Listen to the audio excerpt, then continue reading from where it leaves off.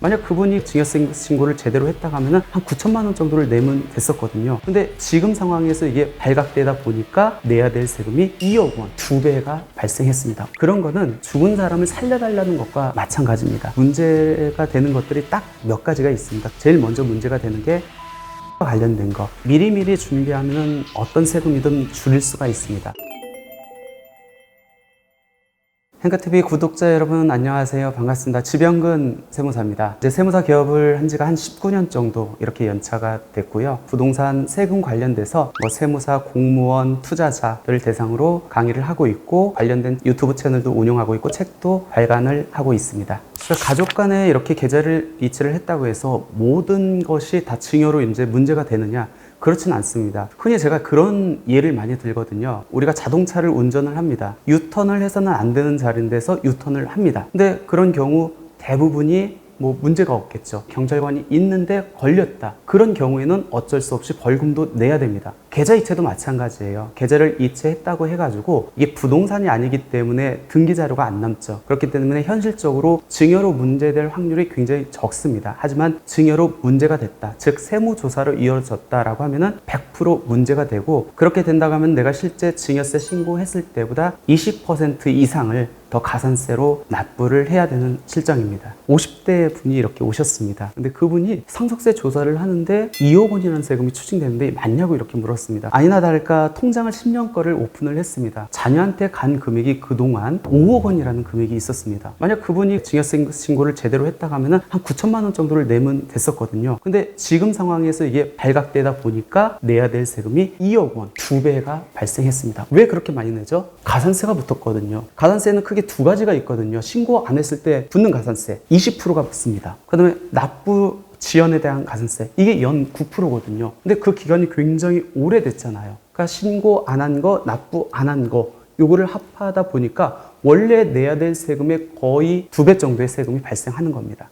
가족 간의 계좌 이체를 한다는 거는, 가족은 이제 특수 관계자에 해당합니다. 특수 관계자 간에 돈이 흘러갔다. 그러면은 과세관청 입장에서는 요거를 증여로 보게 됩니다. 모두 다 증여가 아닐 수 있기 때문에 계좌 이체를 한 거에 대해서는 이게 실제 증여인지 증여가 아니면은 실제 채권 채무 소비 대차인지 여부를 명확히 구분해 가지고 거기에 대한 입증도 마련해 놓는 것이 좋습니다. 가족 간 계좌에 있어서 이게 이제 증여인지 아니면 차용인지에 대한 문제는 납세자가 입증을 해야 되는데, 우리 입장에서는 당연히 차용이라고 이렇게 얘기를 하겠죠. 근데 말로 해서는 당연히 받아들이지 않겠죠. 그렇기 때문에 실무적으로 차용이다라고 입증을 하기 위해서는 어떤 걸 준비해야 되냐면, 첫 번째가 차용증입니다. 가장 형식적인 요건임에도 불구하고 이 차용증을 작성한 거하고 안 한 거하고 굉장히 차이가 있고요. 두 번째는 차용증만 작성했다고 해서 이게 증여가 아닌 소비대차로 본다, 그러진 않습니다. 그래서 두 번째로는 이자 내역을 반드시 만들어 놓는 것이 좋습니다. 많이들 그런 질문을 하세요. 공증도 받아야 됩니까? 공증을 받으면 안 받는 것보다는 좋지만 무조건 공증을 받았다고 해서 증여가 아닌 차용으로 본다, 그건 아닙니다. 확률적인 거를 높여줄 수는 있지만 꼭 공증을 받아야 되는 것은 아니다. 하지만 차용증하고 이자에 대한 계좌이체 내역은 반드시 만들어 놓는 것이 좋습니다. 그렇죠. 우리가 가족 간에 계좌 이체를 한다고 했었을 때 많은 분들이 할 거 아니에요. 근데 그 모든 사람들이 세무조사 대상으로 선정되는 건 아니고, 세무서에서 이제 돌리는 시스템이 있거든요. 그 시스템으로 봤었을 때 나이가 어리고 그 다음에 소득이 없고 하는 분들이 고액의 부동산을 취득했다. 그런 경우에 이제 필터링을 통해 가지고 이제 세무조사가 이루어집니다. 보통 이제 어떻게 소명하라고 나오냐면, 이 부동산을 어떤 재원으로 취득했는지 소명하세요라고 이제 취득 재산에 대한 소명 통지문이 이렇게 나오거든요. 그 금액에 대해서 이제 우리가 입증을 해야 되는 겁니다. 그동안 내가 급여를 받은 거, 그다음에 내가 어떤 부동산을 처분한 내역이 있다가 하면 그 매각 대금, 나머지 금액에 대해서 입증이 없다. 그러면 일단 그 부분은 누군가한테 증여를 받은 걸로 추정하게 되어 있습니다. 그러니까 내가 입증을 못하면은 당연히 증여세가 이제 부과가 되겠죠. 우리 증여는 받는 사람 입장에서 내가 받은 금액이 얼마인지에 따라서 세금의 크기가 달라집니다. 근데 내가 부모님한테 부동산을 이렇게 무상으로 받습니다. 그 부동산의 크기, 평가 금액에 따라서 세금이 달라지기 때문에 받고자 하는 부동산에 대한 평가 금액이 제일 낮을 때, 부동산 경기가 악화됐을 때, 그때 받아야 재산평가 금액이 적겠죠. 그리고 증여를 하는 가장 큰 목적은 자녀한테 부를 이전하는 거거든요. 근데 부를 이전을 해가지고 이전할 때는 적은 세금을 내고 이전한 이후에 그 부동산의 가치가 커지면은 굉장히 많은 부를 저렴하게 이전할 수 있습니다. 그래서 부동산에 대한 증여는 평가 금액이 제일 낮을 때 하고, 그리고 증여한 이후에 평가가 가치가 많이 상승할 걸 하는 게 제일 좋습니다. 그래서 많이 하고 있는 게 재개발 재건축을 앞두고 있는, 향후 재개발 재건축이 이루어질 것 같다라는 빌라라든지 다세대 주택을 많이 하고 있습니다. 왜? 지금은 낮거든요. 나중에 이게 재개발 재건축이 되면은 가치가 굉장히 상승할 거 아니에요. 그때 이제 투자 수익을 그대로 귀속시키는 거겠죠. 가장 먼저는 평가 금액을 낮추는 겁니다. 예를 들어서 부모님한테 아파트를 증여받는다고 가정을 해보겠습니다. 근데 제일 중요한 거는 이 평가는 원칙적으로 시가로 평가를 해야 되거든요. 근데 그 시가가 내 부동산에 대한 시가를 알 수 없었을 때는 어쩔 수 없이 내 부동산과 유사한 다른 사람이 매매한 거래 금액을 준용할 수밖에 없습니다. 근데 그 거래 금액이 실질적으로 나한테 불리할 수 있잖아요. 근데 증여세를 적게 내려면은 그 평가 금액을 낮춰야 하기 때문에 다른 사람의 거래 금액보다 우선 적용해서 평가 금액을 적용받을 수 있는 게 감정입니다. 그래서 보통 다른 사람들이 매매한 가액을 준용해서 사용하는데 그 금액이 나한테 불리하다 그러면은 감정 평가를 받아가지고 평가 금액을 낮추는 게 가장 우선적인 팁 이고요. 두 번째는 우리가 증여는 보통 두 가지로 구분이 됩니다. 단순 증여하고 부담부 증여라고 하거든요. 단순 증여는 그냥 부동산의 가치를 그대로 증여하는 걸 의미하고, 부담부 증여는 채무를 껴서 증여하는 겁니다. 예를 들어서 아파트에 보증금이 있다, 아니면 은행 대출이 있다. 그걸 그대로 승계하면은 이 자녀 입장에서는 10억 원이라는 가치를 증여받은 게 아니고 거기에 5억 원이 보증금이 있다고 하면은 5억 원을 차감한 나머지 금액을 증여받은 결과가 되기 때문에 이 채무를 이용하면 자녀 입장에서의 증여세 부분을 많이 줄일 수 있다라는 겁니다. 세 번째 팁은 증여 같은 경우는 누가 누구한테 증여받느냐에 따라서 일정 금액 한도 내에서는 세금을 안 냅니다. 요거를 이제 증여재산 공제라고 하거든요. 예를 들어서 부부간에는 6억 원까지 증여재산 공제가 적용되고 부모하고 자녀 사이에는 5천만 원이 적용됩니다. 물론 미성년자는 2천만 원이 적용되겠죠. 그럼 공제를 최대한 활용하는 게 좋겠네요. 근데 이 공제는 10년에 한 번 사용할 수 있습니다. 그 얘기는 뭐죠? 증여 공제를 잘 활용해야 되는데 10년에 한 번씩 적용받을 수 있기 때문에 10년마다 증여하는 게 좋다는 겁니다. 예를 들어서 아기가 태어났습니다. 1살이겠죠? 태어나자마자 내가 증여를 합니다. 2천만 원 세금 없이 증여할 수 있겠네요. 10년이 흐른 11살 됐을 때 그때 또 2천만 원을 증여합니다. 그리고 10년이 흐른 21살, 이때는 성년이겠네요. 증여 공제 금액이 5천만 원이 적용되겠네요. 그리고 나서 31살 때 또 5천만 원을 증여를 한다고 하면은 31살 되는 시점에 1억 4천만 원을 아무런 세금 없이 그대로 증여할 수 있다. 굉장히 좋은 팁이니까 10년마다 증여하는 것도 고려해 보시면 좋을 것 같고요. 네 번째는 증여세는 받는 사람 입장에서 세금을 내거든요. 그 얘기는 뭐죠? 부모님이 5억 원의 현금을 주는데 그 금액을 아들이 혼자 받아요. 그러면은 거의 8천만 원의 증여세를 내야 됩니다. 근데 그 아들이 배우자가 있고 아들, 딸, 손자, 손녀가 있다라고 가정해 볼 때 이 5억을 아들하고 며느리, 손자, 손녀한테 나눠가지고 바르면은 6천만 원까지 세금을 줄일 수 있습니다. 받는 사람 입장에서 증여재산 공제가 적용되고 증여재산 금액이 낮아지기 때문에 누진세율 체계인 우리나라에서는 굉장히 분산해서 증여받는 게 효과적이다라고 보시면 될 것 같습니다.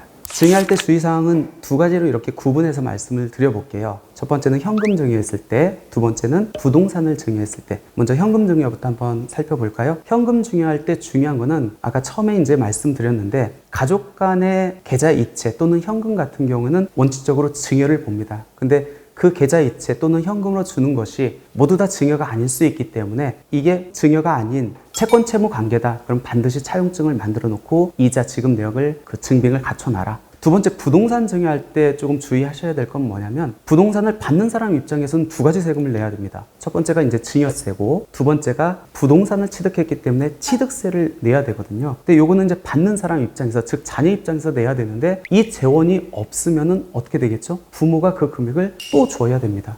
그만큼 증여세 낼 부분하고 취득세 부분에 대한 추가 증여가 이루어질 수 있기 때문에 부동산을 증여했었을 때 자녀 입장에서 취득세하고 증여세를 납부할 여력이 있는지 한번 확인해 보시고 없다고 하면은 이 부분까지 같이 고려를 해가지고 증여 금액을 산정을 해야 된다. 물론 증여세 같은 경우에는 부담이 크기 때문에 우리가 내야 될 세금을 6분의 1로 쪼개가지고 이번에 신고할 때 6분의 1을 내고 나머지를 5년 동안 이렇게 나눠낼 수 있는 연부연납 제도가 있기 때문에 그 부분도 조금 잘만 활용하시면 좋을 것 같습니다. 많은 사람들이 이제 증여하고 상속을 많이 혼동하고 있는데 일단 공통점과 차이점이 있습니다. 공통점은 뭐냐면 부동산을 공짜로 이렇게 받는다는 공통점이 있습니다. 그러니까 무상으로 받는 거겠죠. 그런 공통점이 있지만 세금을 부과하는 데는 굉장히 차이점이 있습니다. 증여세는 받는 사람 입장에서 받는 금액을 기준으로 해서 세금을 내는 거고 상속세는 받는 사람이 중요하지 않습니다. 받는 사람이 몇 명이 받든 그게 중요하지 않고 돌아가신 분, 즉 부모님의 남은 재산을 갖고 세금을 부과합니다. 예를 들어서 20억 원이라는 아파트가 있습니다. 요거를 이제 증여를 받는다라고 했었을 때는 첫 번째 부모님이 살아 있어야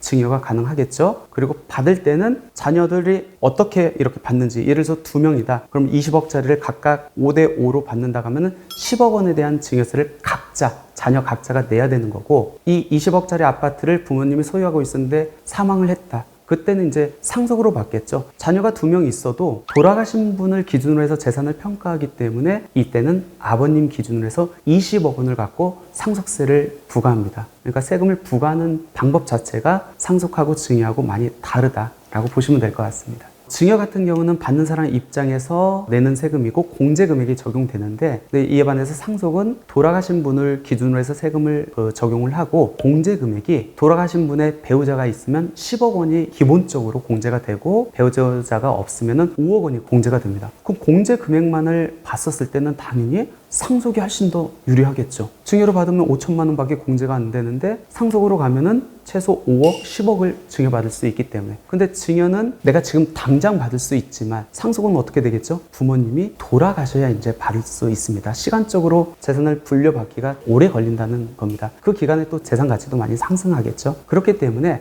단적으로 증여가 유리합니까? 상속이 유리합니까? 이걸 비교하는 거는 조금 큰 의미는 없을 것 같아요. 개인마다 다 다를 수 있기 때문에 그렇습니다. 그러니까 지금 현재 부모님의 연세가 어떻게 되는지, 부모님이 소유하고 있는 재산 가치가 얼마가 되는지, 그리고 배우자가 있는지, 자녀들이 몇 명인지, 이런 것들을 종합적으로 판단해가지고 어떤 사람은 당연히 증여가 유리할 거고 어떤 사람은 이제 상속이 유리할 겁니다. 그럼에도 불구하고 어떤 조금 일관적인 기준 좀 한번 말씀해 주세요 라고 한다면 이렇게 정리하시면 될 것 같아요. 부모님의 연세가 많아요. 연세가 많다는 건 한 80세 이상 정도 된다? 그러면 사망 시점이 얼마 안 남았다는 거잖아요. 그런 경우에는 증여할 실익이 전혀 없습니다. 그런 경우에는 상속으로 받는 게 낫고, 근데 부모님의 나이가 아직 창창합니다. 10년 이상 이렇게 충분히 사실 수 있을 것 같아요. 그리고 부모님의 재산이 많아요. 그런 경우에는 미리 증여를 받아야겠죠.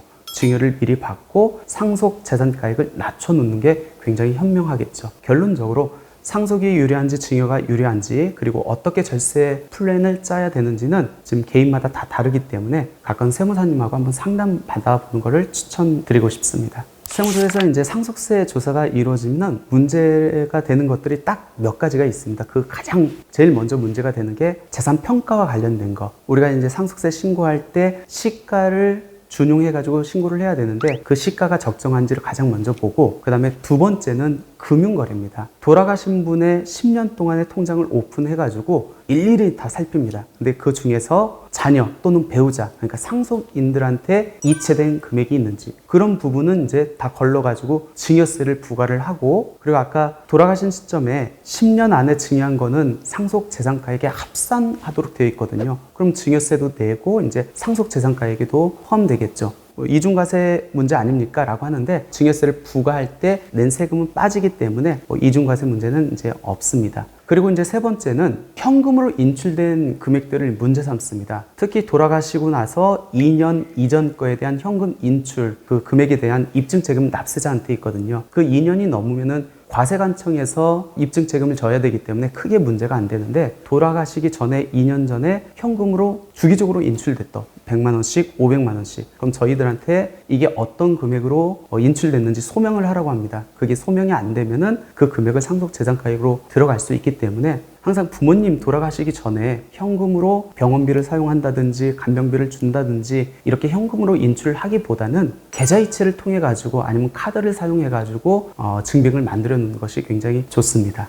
모든 세금은 미리미리 준비하면은 세금을 굉장히 절세할 수 있습니다. 상속세도 마찬가지입니다. 상속세는 돌아가신 분의 재산을 갖고 세금을 부과하기 때문에 절세할 수 있는 방법이 딱 정해져 있어요. 어떻게 하면 되죠? 돌아가신 분의 재산을 줄이는 방법입니다. 줄인다는 의미는 미리 증여를 해야 된다는 의미겠죠. 그럼 그렇게 생각할 수 있습니다. 재산이 많아요. 남은 돌아가는 시점의 재산만 가지고 세금을 부과한다고 생각해가지고 돌아가시기 전에 미리 다 증여를 하게 되면은 돌아가는 시점의 재산을 작게 해가지고 세금을 회피할 수 있잖아요. 그렇기 때문에 우리나라 상속세는 돌아가는 시점을 기준으로 해가지고 10년 안에 증여한 거는 합산해서 계산하도록 되어 있습니다. 그러니까 빠져나갈 구멍을 차단시켜 낸 거겠죠. 그럼 결론적으로 상속세를 줄이려면은 돌아가는 시점의 재산을 줄여야 되는데 돌아가신 시점의 재산을 줄이기 위해서는 증여로 가야 된다. 근데 증여는 10년 내에 합산된다. 결론은 뭐죠? 10년 이전에 증여를 해야 상속세를 줄일 수 있다는 겁니다. 그래서 상속세는 보통 부모님의 나이가 60세 이상 넘어가면은 순차적으로 이제 계획을 짜가지고 증여를 실행을 시켜야 됩니다. 근데 부모님의 나이가 너무 연로하셔요. 10년까지는 못 살 것 같아. 그래서 증여해봤자 아무 실익이 없을 것 같아. 그런 경우에 차선책으로 어떻게 하면 되겠죠? 상속인은 10년께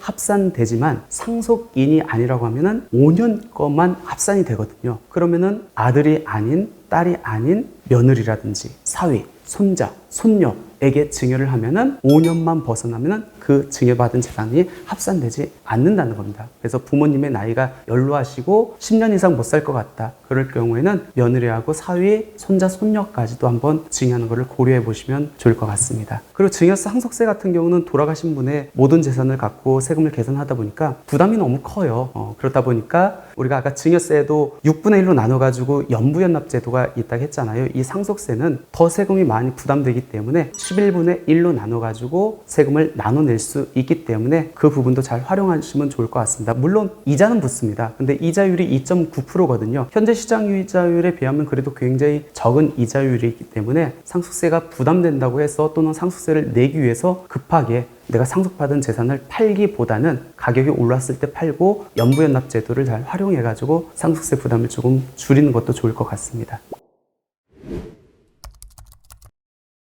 미리미리 준비하면 어떤 세금이든 줄일 수가 있습니다. 근데 가장 안타까운 거는 상담을 하다 보면은 이미 모든 계약을 완료하고 증여를 하고 그 다음에 부모님이 돌아가신 이후에 세금을 절세할 수 있는 방법을 강구해 달라고 이제 찾아오는 분들이 많습니다. 그런 거는 조금 비유가 맞을지 모르겠는데 죽은 사람을 살려달라는 것과 마찬가지입니다. 그렇기 때문에 항상 어떤 의사결정을 하기 전에, 그러니까 매매계약을 체결하기 전에, 그 다음에 증여받기 전에, 부모님이 돌아가시기 전에 미리 세무상담을 받아보시는 게 훨씬 더 낫습니다. 특히 부동산 세제는 세금의 크기가 큽니다. 몇 천만 원, 몇 억, 또는 상속세 같은 경우는 수십억 원을 세이브 시킬 수 있거든요. 그게 얼마만큼 미리 준비하고 공부하느냐에 따라 달라지기 때문에 그 모든 세금을 여러분들이 다 공부할 필요는 없어요. 근데 기본적인 내용은 알고 있어야 되고, 추천드리고 싶은 거는 부동산 세제에 대해서 잘 알고 있는 세무사님하고 친분을 쌓아가지고 내가 수시로 어떤 세법이 바뀌거나 할 때 물어보고 거기에 대해서 대처할 수 있으면 좋을 것 같습니다. 특히 세무 비용 아까워하지 마시고 어떤 의사결정을 하기 전에 항상 세무사님들과 상담할 거를 추천드리겠습니다. 감사합니다.